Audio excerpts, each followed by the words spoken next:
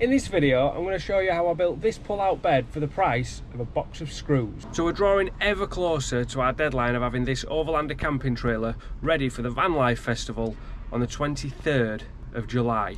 We need to get cracking, so let's get on with this bed. Good day to my 3.2 thousand subscribers and anyone else who stumbled upon this video of our Overlander camping trailer. In today's episode, we're going to be building our L-shaped pull-out bed that's going to run up here and across here. If you're new to the channel, please consider subscribing, and please don't forget to give us a thumbs up on the video.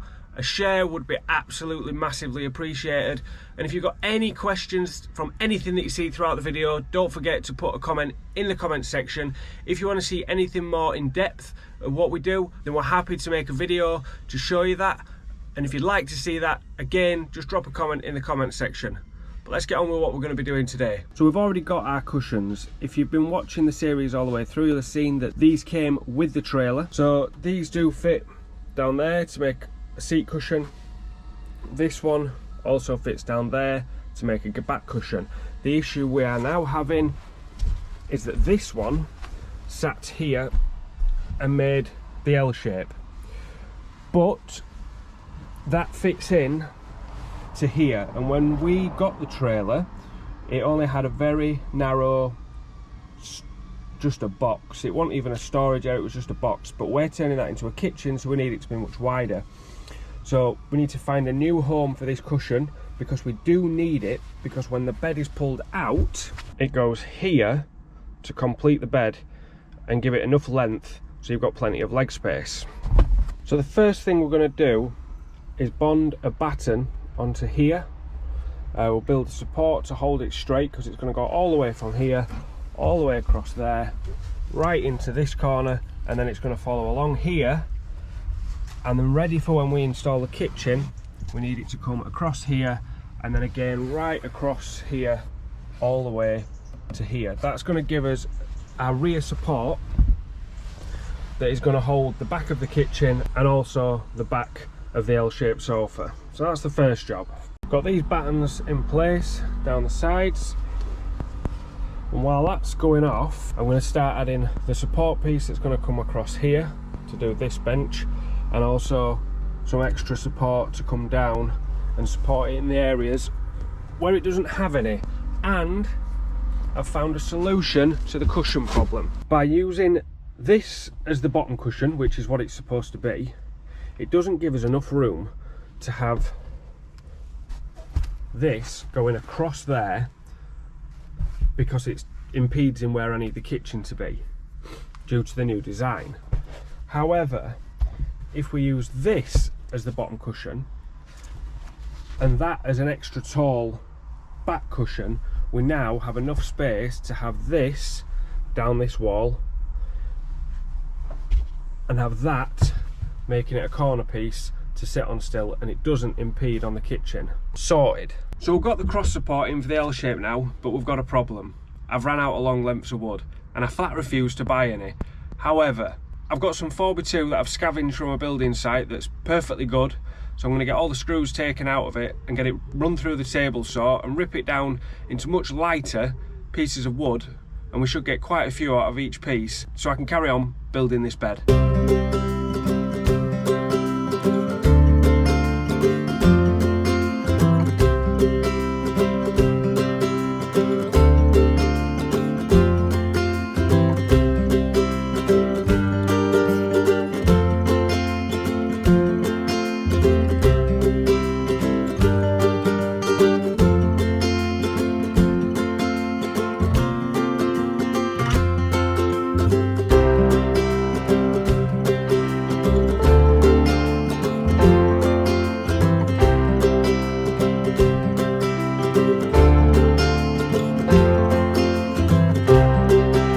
What we need to do now is just build slats all the way across this section, also legs that are going to come down, and then we can continue building the long section of the bed that comes down here.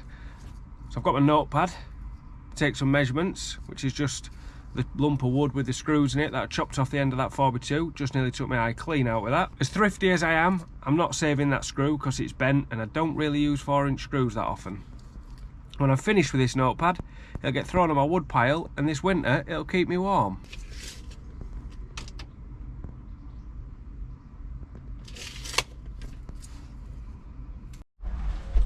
So we've dropped some uprights in there to hold this nice and straight. We also had to just put the front bar for the kitchen, the fixed front bar for the bed in, just so we knew exactly what that distance was, so we could drop that bar in. So now we're going to take all of our cross pieces for this section of bed and screw those in. Like always, making good use of our pocket hole jig, and we can just put all those along there now. And then that will be the frame section for that piece done. Then we can build this section up and start thinking how we're going to do the slide out. So I'm welcoming you today to a classic example of measure twice, cut once. And also, if you're reusing someone else's materials, you've got to stick pretty much to their plan. I'll show you what the crack is now. So when this was originally built, this seating area was lower. But that meant that you only had half the garage space when you open the door at the back, which is there. So I wanted to make it higher. Now this is going to reduce head height. A child could just about sit in there, but that's fine. That wasn't my main issue. I wasn't bothered about that. This is basically going to be for the kids to sleep in. So I'd rather have the storage space for us carting extra materials than them being super comfy sat in it, because in reality we've got the big van which will be in front. This is just going to be for them to sleep in. However, my plan was to use the back cushion as the bottom and the bottom as the back, which would move this whole thing to about here, meaning that this cushion could slide further along to allow for a kitchen to go in here. Because I've raised this up, there is absolutely no way we're going to fit this bottom cushion to be a back cushion, because here you'll see you've got space, but here we haven't, and this is part of the fiberglass body and will be a massive nightmare to move. So we've got a bit of an issue now. We've either got to lower the whole bed back down and lose that garage space, which has its plus sides because then you get a more comfortable sitting area back, or we've got to reduce the size of the kitchen. Reducing the size of the kitchen means the cooker top that I want might not fit where I want it to go. Decision time. So I've now lowered every single upright by 60mm, which has brought me in line with the original bed height down here, and now it's time to get slatting. Now these are from a double bed, so they are actually proper slats, and they are sprung, so this means I'm going to have to chop part of it off each end to carry, you know, to keep that sort of sprung section to it. And again, it's cost absolutely nothing. So I get all these laid out along here, and these are going to make the slide out as well, and we can get them measured up and chopped up so they actually fit, and get all them screwed on. Well, I found an unorthodox solution to the problem of the cushions obviously already been made and is having to work around them and try and fit them to the layout that I would like to have this trailer to have. This is the small cushion, but it's the same width as the large, what should be the seat cushion, which goes here. Okay, now I don't want to use that because of course if that sticks out that much, then this cushion can't fit there and leave enough space for the kitchen. So we want to use the smaller cushion for the bottom and the larger cushion for the back. Now the larger cushion can't be used for the back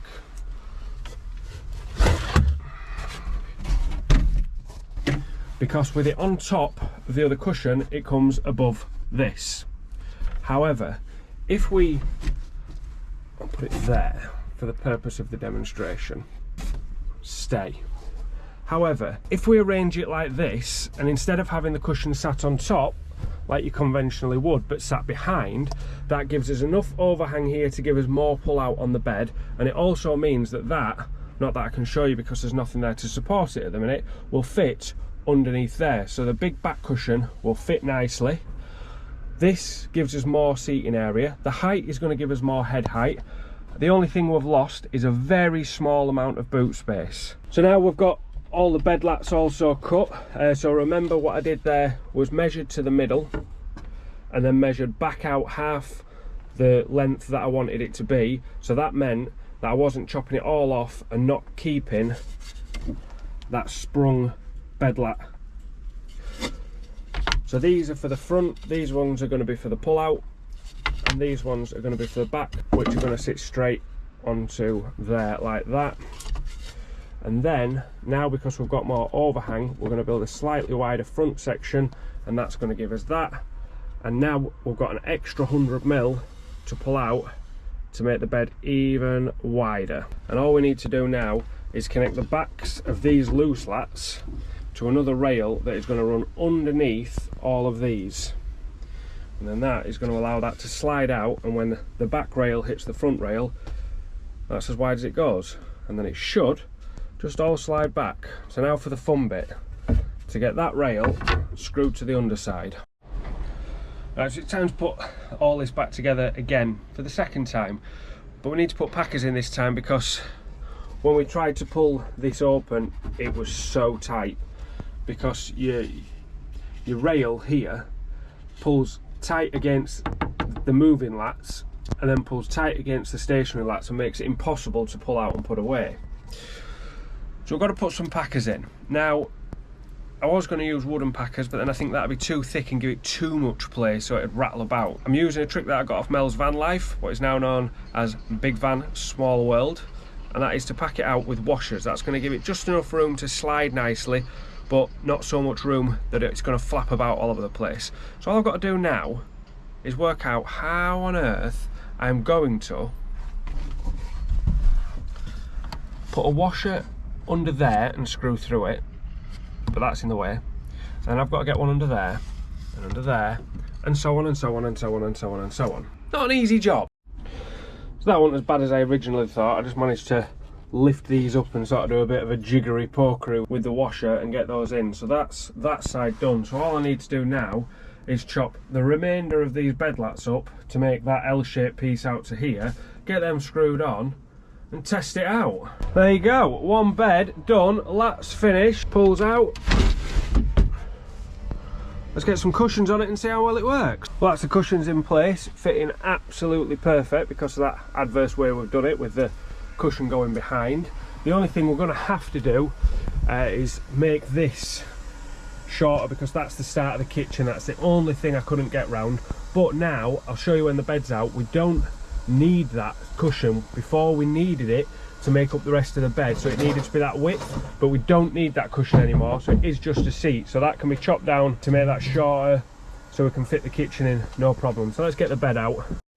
So the original design had this to fill this gap in here, which made the bed massively long, about 7 feet, but it's just not required anymore because it's only for the kids. This bed is still 1750mm long, which is nearly 6 foot and plenty wide enough for 2 kids to sleep on, meaning we don't need any complicated flap up design here to make it any longer. We don't need that cushion so it can be chopped down, and we've now got a perfectly good bed what even I would be happy sleeping on. So at full stretch, and I mean full stretch, my feet do hang off the end a little bit, but there's nothing stopping them stretching out.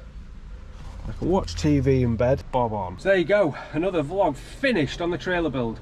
We've got lots more to come on this build. We're going to be doing the second fix electrics, which is going to be an interesting one because we're going to be involving Kerry and her laser engraver to do that, so don't want to miss out on that. We've got all the cupboards to build, the kitchen, the cooker, the sink and the plumbing. It's all to come. So if you don't want to miss out on that, then don't forget, please subscribe to the channel, hit the bell notifications so you don't miss out, and we are going to have this ready for the 23rd of July for the Van Life Festival in Stratford-upon-Avon. If you haven't already got tickets to the Van Life Festival, it is going to be an awesome event, and I'm going to put up a discount code so you can get 10% off your tickets. All my subscribers can have 10% off entrance tickets, so you can use that at the checkout to get 10% off your tickets to go to the show. Hope you've all enjoyed that video. Like, comment, share and all that jazz, and we'll see you in the next video.